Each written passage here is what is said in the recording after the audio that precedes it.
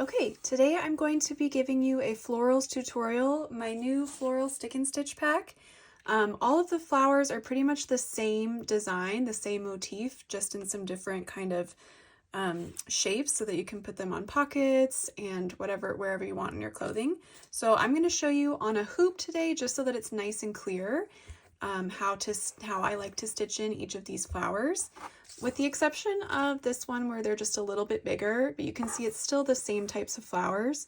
And I do want to add a tutorial on this one a little bit later, but today I'm going to focus on the ones that are slightly smaller and show you how to stitch these flowers in. So let's get started. Okay, we're going to start with the stems and the leaves. Of course, feel free to use whatever colors you like. Today, for the stems and the leaves, I'm going to use 3051 DMC, and I'm going to use 3 strands. So I've split the strands and I just have 3 of them. I'm going to use a size 5 DMC embroidery needle, and I'm just going to go ahead and get those strands through the eye of the needle. And then we'll start stitching. Okay, so you're going to come up through the fabric. We're going to do a back stitch here. I'm going to keep it really simple. And you're just going to go down a short stitch length away.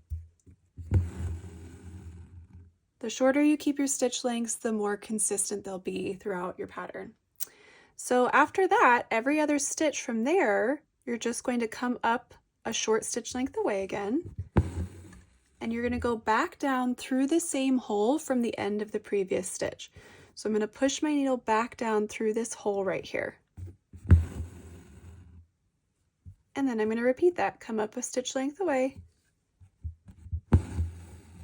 and go back down through the same hole from the end of the previous stitch. Come up a stitch length away and go back down through the same hole from the end of the previous stitch. And you'll just continue like that until you get to the very top of this stem here. Next, I'm going to show you how I like to fill in these little leaves. Okay, so for your leaves, you're going to come up right at the tip of the leaf. I'm still using 3 strands of that green 3051 thread, and you're going to imagine that there's a line going down the very center of the leaf, and I want to put my needle down about halfway through the length of where that line would be to make my down stitch. Now I'm going to come back up. I'm going to pick one side to come back up on, and I'm coming back up just a bit below that first stitch that we made and to the side of it. So you can see where the needle's coming up right there. And then you're going to make your down stitch right underneath our previous down stitch. So here's our previous down stitch. I'm just going to go right underneath that. I'm going to do that same thing again, but on the other side. So I'm going to come up next to and below the tip of the leaf, and then I'm going to go down right below where we made our down stitch last time. Then you'll come back to the other side and repeat that again. Come back to the other side and repeat that again. You can see that we're starting to get this leaf shape nice and filled in. Now, once you kind of run out of room, you can just use that same spot right here to make your down stitch each time.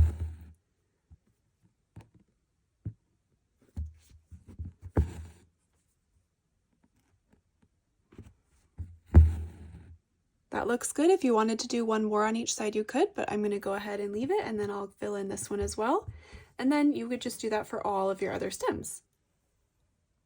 Okay, next I'm going to show you how to do a woven wheel. I'm going to skip to the woven wheels before I do these flowers, just because when we're doing woven wheels, we're doing a lot of pushing our needle to the side on our fabric, and so the less stitches you already have, the better, because then you don't have to avoid your needle accidentally running through any of your stitches. So I'm going to use 3 strands of 3779, and these woven wheels are pretty small. If they're a little bit bigger than this, you could go all the way up to 6 strands, and that will help fill them in a little bit faster. But when they're pretty small like this, I like to just use 3 strands. It makes it nice and easy. And the first thing that you're going to do is just make a straight stitch for each of the spokes from the outside of the circle to the middle. So you're going to make 1 stitch over each spoke, just like this.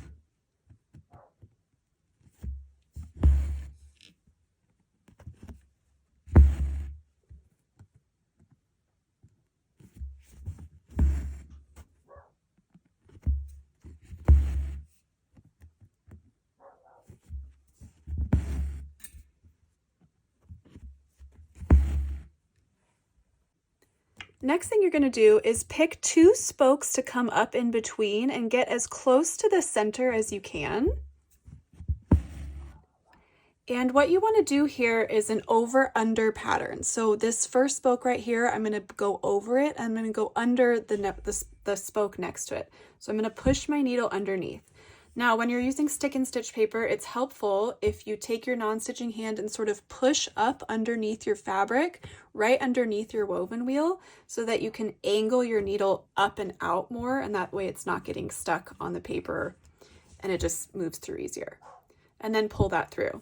So then, since I went under this one, I'm going to go over this next spoke and under this one. And this is a lot easier if you can hold the hoop or whatever you're using in your hands and kind of turn it as you go. So then I'm going to continue. I'm going to go over this one and under this one.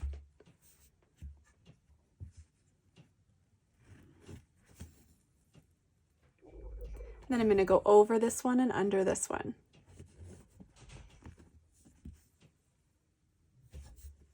I'm going to go over this one, under this one.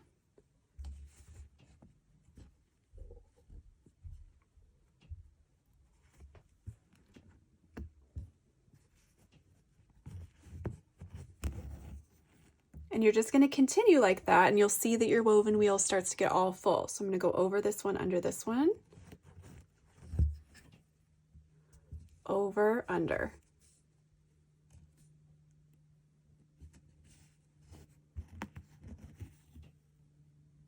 Over, under.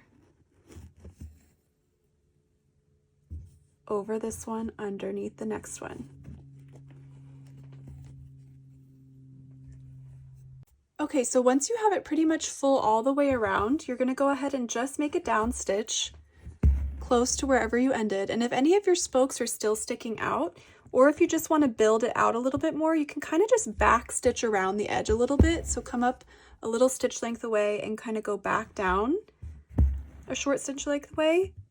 And then I'll do that maybe again right here.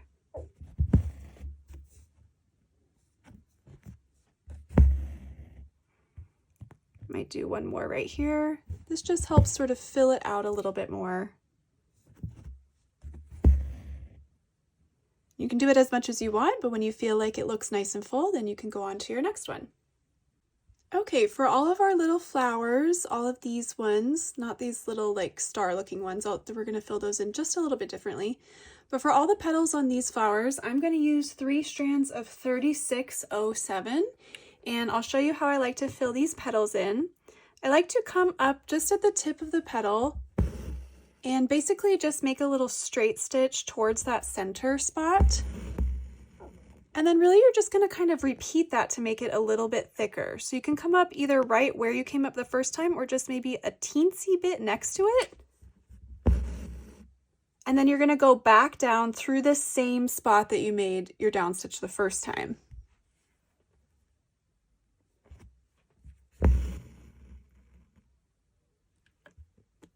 And then you'll repeat that on the next petal.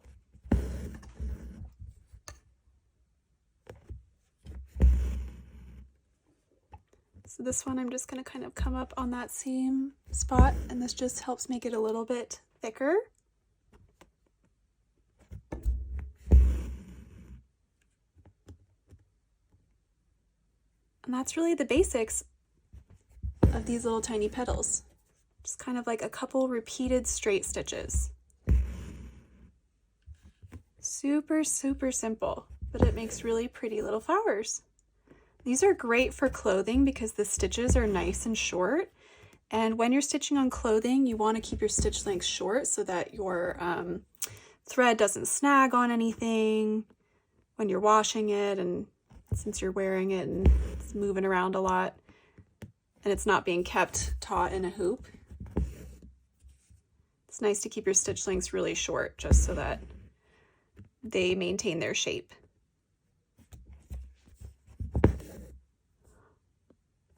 All right, so I'm gonna go ahead and repeat that on all of my other little flowers that are like this, and then I'll show you how you can do the center point after that.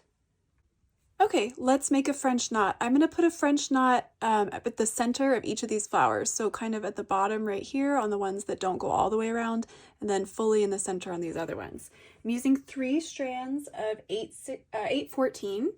And for a French knot, you're just going to want to come up through the fabric, and then you're going to hold your needle horizontally underneath your thread like this.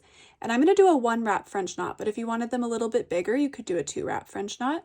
So hold your needle horizontally beneath the thread, wrap the thread around it 1 time, loosen up enough that you can angle your needle back down, and then you're going to put your needle back down through the fabric right next to where you came up. So not down the exact same hole, but just the tiniest bit over. And then once you get your needle angled down, what you want to do is take your non-stitching hand and sort of pull tight on that knot so that you don't lose it as you begin to push your needle down through the thread and through the fabric.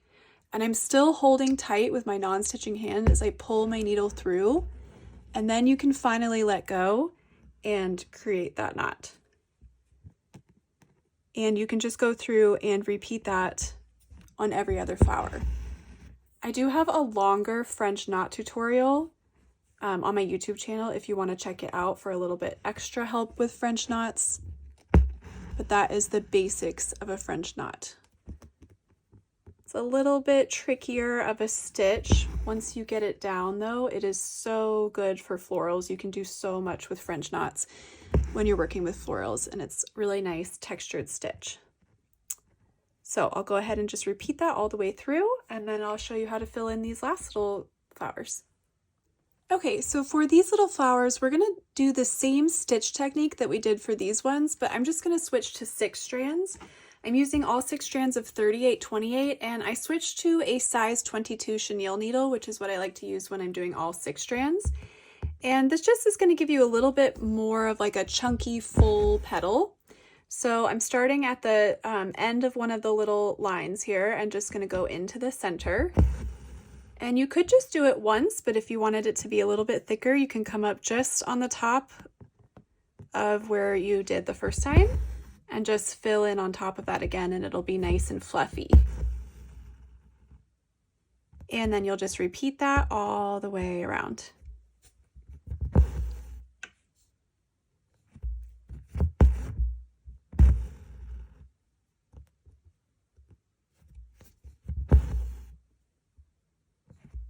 So I'll go ahead and do that for all of the remaining ones that I have here. Okay, I just finished up by using 3 strands of 400 to make a little 1-wrap French knot in the center of each of these flowers. And that's it. That's a really simple little tutorial on these florals from this stick and stitch pack. Once you're done with your stick and stitch paper, once you're done stitching, you just wash it away under warm water until it's completely dissolved, and let your project, whatever, if it's a shirt you're working on, a bag, jeans, you just let it dry completely and it should be all good to go. But let me know if you have any questions in the comments, and I hope you enjoyed this tutorial.